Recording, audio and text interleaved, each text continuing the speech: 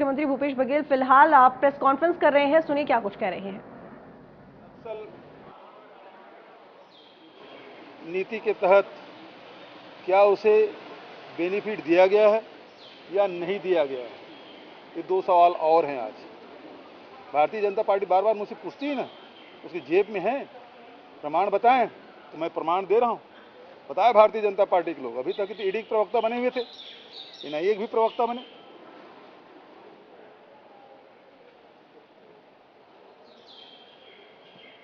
कल नीति आयोग की बैठक है, उसमें शामिल होऊंगा। प्रदेश के बहुत सारे जो ज्वलंत मुद्दे हैं उसके बारे में वहाँ बात रखी भी जाएगी।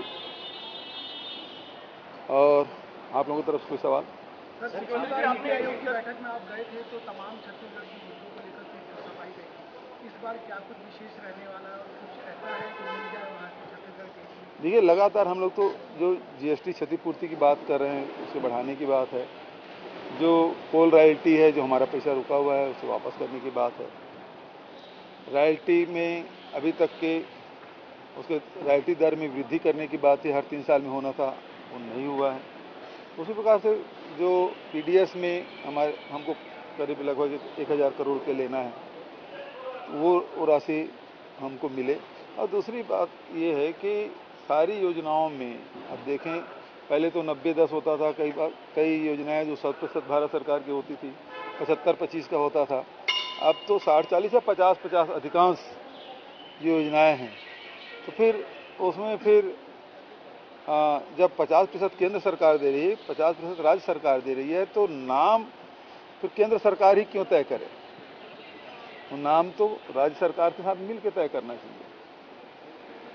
जैसे प्रधानमंत्री जल जीवन मिशन,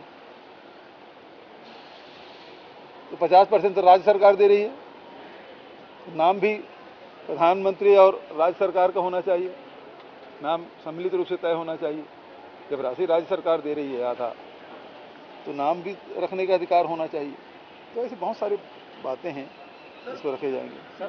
आगे को लेकर चर्चा की गई थी और कयास ये लगाया जा रहा है कि मध्य प्रदेश और दूसरे जो राज्य हैं उसको अपनाने का कवायद है, केंद्र सरकार भी कर सकती है।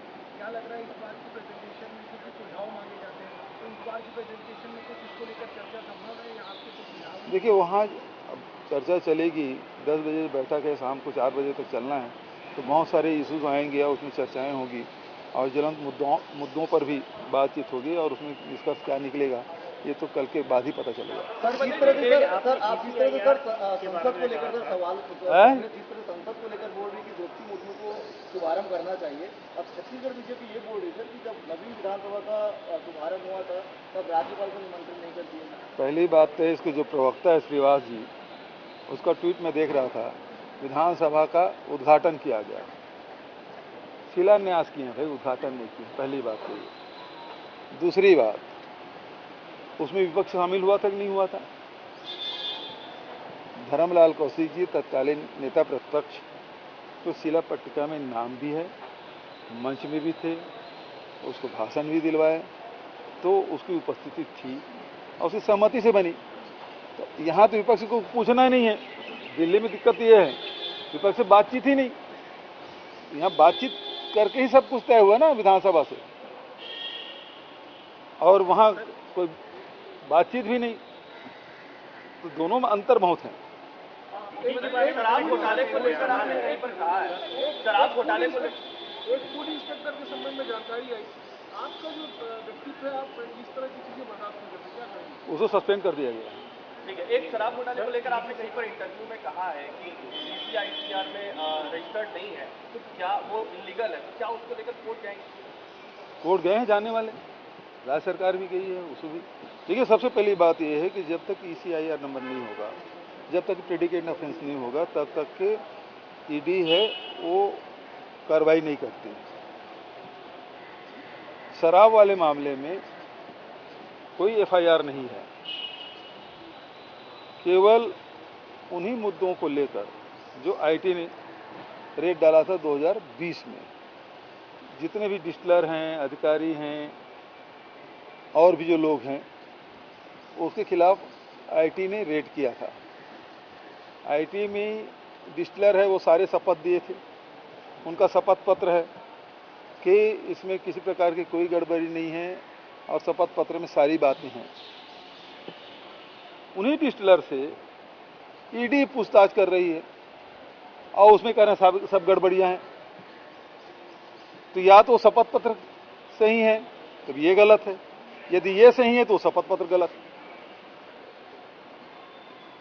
आखिर सेंट्रल एजेंसी आईटी भी है और आईटी 2020 में जब जांच किए थे तो उसमें सारे शपथ पत्र लिखे गए हैं इन्हीं लोगों के। अब वो सारे उलट हैं। इसका मतलब ये है कि आप मार पीट करके डरा धमका के आप कर रहे हैं। तीसरी बात, अभी त्रिलोक ढिल्लन को गिरफ्तार किए, जेल भेज दिए। उसके पास क्या था, उन्होंने मीडिया में पता चला क्या कि उसके पास 25 करोड़ का एफडी था, इनसिक्योर लोन लिया था, है ना, वो ऑन पेपर है, उसको आप गिरफ्तार कर रहे हैं। और वहीं एक डिस्टिलर के यहाँ छापा डालते हैं और 26 करोड़ का आप जेवर पकड़ते हैं। 26 करोड़ का वो गवाह बने हुए हैं। ये ईडी का काम करने का तरीका है। तो यदि पहले कोई लाभ की स्थिति में है तो डिस्टिलर है,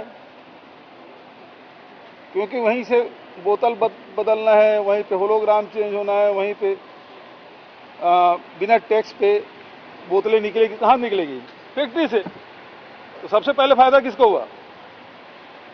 डिस्टिलर को, ठीक है ना। डिस्टिलर सब गवाह बने हुए हैं।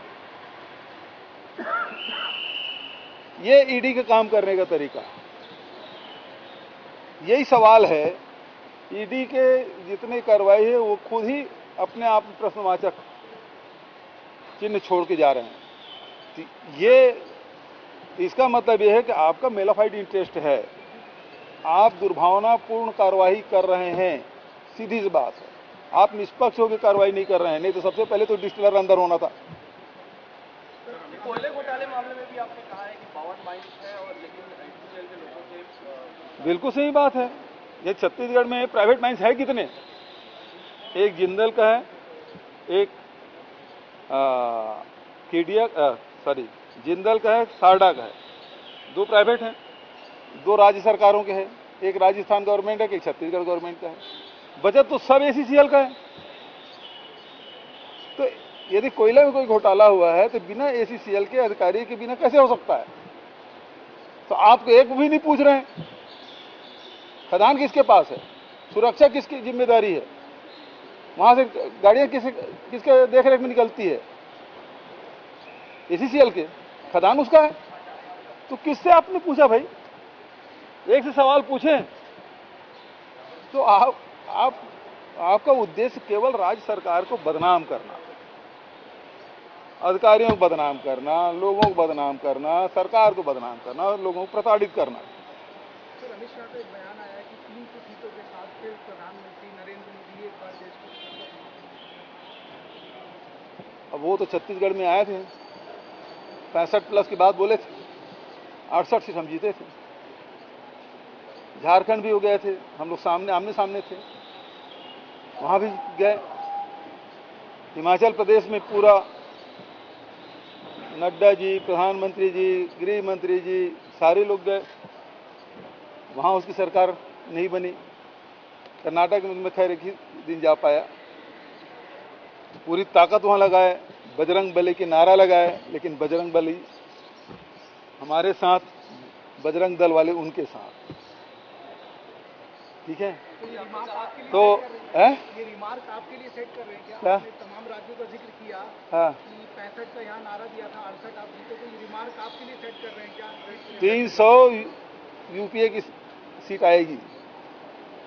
सर, ये घर बैठे हम लोगों को राशन कार्ड भी मिलने वाला है। अजय, घर बैठे राशन कार्ड मिलने वाला लोगों को छत्तीसगढ़ में किसान योजना के। चलो अभी योजना जब लॉन्च होगा, कोई होगा, कुछ गतिविधि होगी तो आपको पता चलेगा। ठीक है, थैंक यू।